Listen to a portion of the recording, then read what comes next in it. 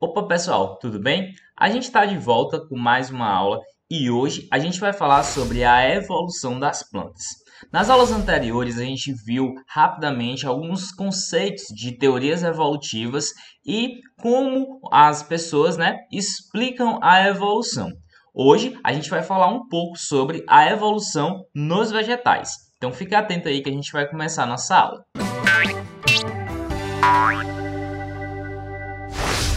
Bom, a gente vai iniciar falando sobre a origem das plantas, tá? Então, as plantas, né, como todos os organismos do planeta, supostamente surgiram na Terra primitiva. A Terra primitiva era um ambiente completamente caótico, onde existiam diversas reações químicas ocorrendo rapidamente. E essas reações químicas elas acabaram juntando moléculas que favoreceram o aparecimento de o que a gente chama hoje de vida, né? Lógico que foi um processo que demorou muitos e muitos anos, né? Demorou aí milhões de anos para que este processo acontecesse. Mas basicamente a gente tem aí uma série de gases se juntando com moléculas de água e formando então uma estrutura que seria o precursor da vida, tá bom? Então, esses organismos aí surgiram de forma única, né? Eles eram unicelulares. E existem duas hipóteses, né? A hipótese de que estes organismos se alimentavam das substâncias que ficavam dissolvidas na água, que era chamada de sopa primordial, e existe a hipótese que diz que eles fabricavam seu próprio alimento. Bom, a gente vai observar pelo ponto de vista da hipótese heterotrófica, que é aquela hipótese que diz que eles se alimentavam da sopa primordial, certo? Então, foram sendo formadas essas estruturas que a gente vai chamar de coacervados, que nada mais é do que um acúmulo de grandes moléculas dentro de uma cápsula com água, né? Que era para hidratação. Então, em algum momento, essa molécula conseguiu a capacidade de se replicar e aí a gente teve então o surgimento dos primeiros organismos vivos. Com o passar dos anos, estes organismos foram se juntando e formando indivíduos que viviam apenas em colônias. E a partir daí, eles puderam se juntar mais ainda e dividir tarefas entre eles, formando os organismos que conhecemos como pluricelulares.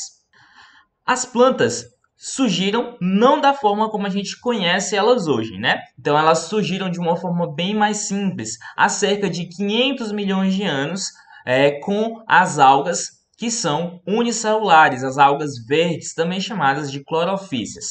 Essas algas verdes ainda hoje estão presentes no nosso ambiente e elas são extremamente importantes para a manutenção da vida na Terra. Porque elas são as maiores fornecedoras de oxigênio do nosso planeta. Não são as árvores que são os maiores fornecedores de oxigênio do nosso planeta, são as algas unicelulares. Elas também produzem energia para dentro da cadeia trófica do ambiente aquático. Então, elas são tidas como as produtoras dentro da cadeia trófica lá no ambiente aquático, assim como as plantas são aqui no nosso ambiente terrestre as produtoras de energia da nossa cadeia trófica. Acredita-se então que estas algas, chamadas de clorofícias, compartilham um ancestral comum com as plantas terrestres, e é isso que a gente vai analisar agora. Então, pessoal, as plantas ao longo dos milhões de anos que foram surgindo foram adquirindo algumas adaptações. E essas adaptações aí, elas foram sendo selecionadas pelo ambiente e tornando essas plantas mais viáveis no nosso ambiente, seja terrestre ou seja aquático. Então, quais são as adaptações que foram adquiridas ao longo do tempo? Certo? Então, as primeiras plantas propriamente ditas surgiram supostamente há cerca de 450 milhões de anos.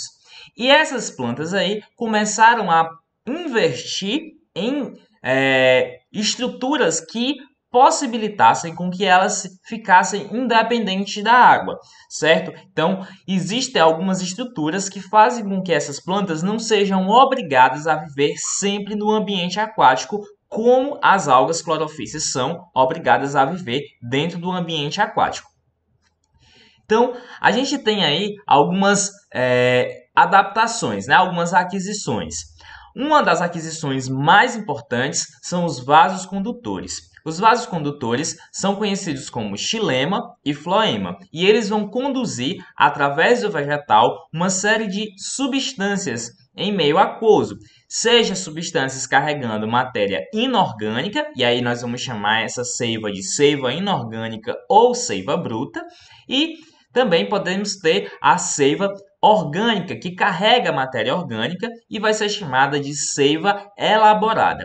A seiva bruta é carregada pelos vasos de xilema e a seiva elaborada são carregadas pelos vasos de floema.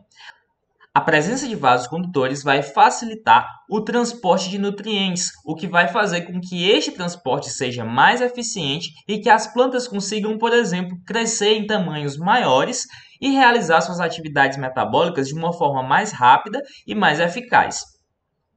É por isso que plantas que não possuem vasos condutores, também chamadas de plantas avasculares, geralmente têm um tamanho muito reduzido, porque elas precisam fazer a sua transmissão de nutrientes através do processo de difusão, um processo que é muito mais lento e muito menos eficiente do que o transporte por vasos condutores.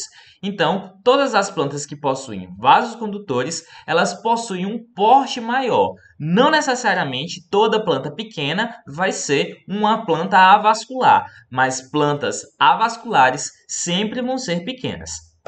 Outra adaptação muito interessante que as plantas conseguiram adquirir ao longo do tempo foi o tubo polínico. As plantas, normalmente, plantas mais simples, elas fazem sua reprodução através da água ou de ambientes úmidos. O tubo polínico ele facilitou a reprodução das plantas, tornando essa reprodução mais eficiente. Então, ela leva os grãos de pólen, que carregam os gametas masculinos, até o gameta feminino, sem a necessidade de haver água. Então, este tubo polínico vai carregar os gametas para se encontrarem, sem a necessidade de estar no ambiente aquático. Esta adaptação possibilitou que estes organismos conquistassem definitivamente o ambiente terrestre, e aí facilitou também o aparecimento de outros organismos no ambiente terrestre, já que como produtores, os vegetais poderiam sustentar uma cadeia trófica em um ambiente diferente do ambiente aquático. Porque se existem produtores, nós vamos poder sustentar os consumidores primários, os secundários e os terciários, e assim sucessivamente, quantos consumidores existirem dentro da cadeia trófica. Mas, sem dúvida, uma das coisas que mais fez os vegetais conquistarem o ambiente terrestre foi a aquisição de estruturas reprodutivas e também o desenvolvimento de sementes. O que são essas estruturas reprodutivas?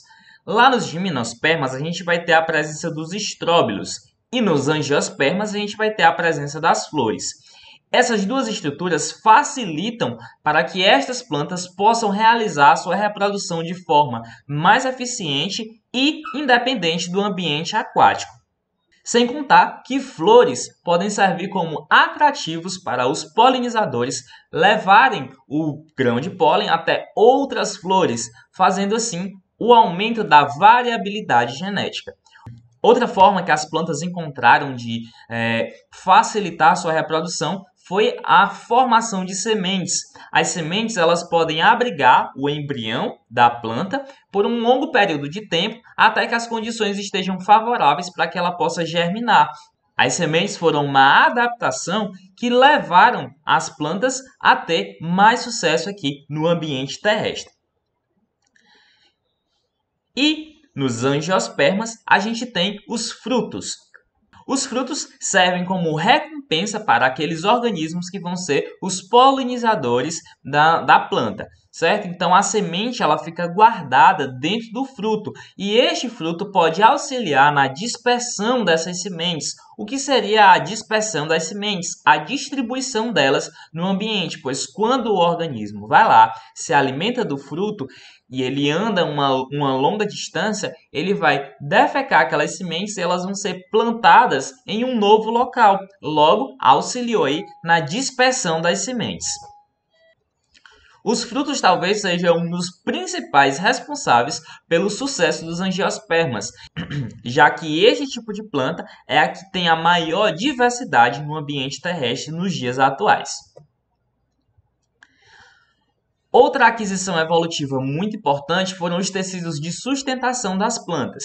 Esses tecidos de sustentação são feitos de células impregnadas de uma substância que vai conferir a eles resistência. Essa substância, você não é obrigado a saber o nome dela, mas eu vou te dar ela de presente agora, se chama lignina. Essa substância, ela faz com que a parede celular fique muito rígida e a planta consiga se manter de pé, mesmo que ela tenha um tamanho bem grande. Além disso, os vasos condutores atuam como um esqueleto hídrico, já que a água vai ficar sustentando esta planta mesmo quando ela não tem tecidos impregnados de lignina. É por isso que se você deixar de regar uma plantinha por um determinado período de tempo, ela vai começar a ficar murcha, né? As folhas dela vão começar a ficar mais caídas. O caule dela, sendo uma plantinha pequena, né? Uma plantinha herbácea, aquela que tem um caulezinho verde, também vai ficar murcho, e isso daí se deve à ausência do esqueleto hídrico que é formado através dos vasos condutores de xilema e floema. E mais uma aquisição muito importante para a conquista do ambiente terrestre foram a cutícula espessa e o controle da transpiração. Plantas possuem os estômatos, que são estruturas que se abrem e fecham para entrada e saída de água.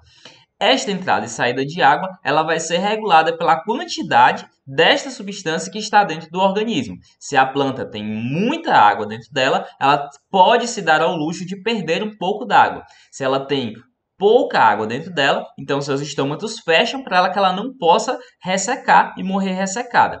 Algumas plantas, por exemplo, têm adaptações, como os cactos, que transformaram suas folhas em espinhos, tanto para proteção contra os predadores, como para evitar a perda de água que elas teriam através das folhas, já que os cactos são adaptados para ambientes muito quentes, certo? Então, a cutícula é uma estrutura que fica por cima da folha, que evita que esta água seja perdida para o ambiente de uma forma muito rápida.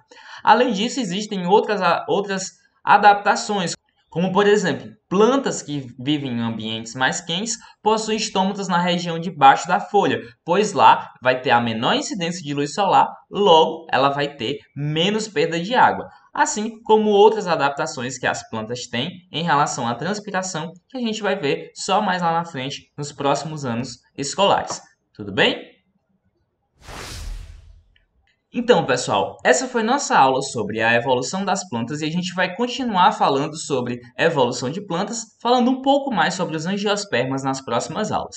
Então, eu espero vocês e até mais. Tchau!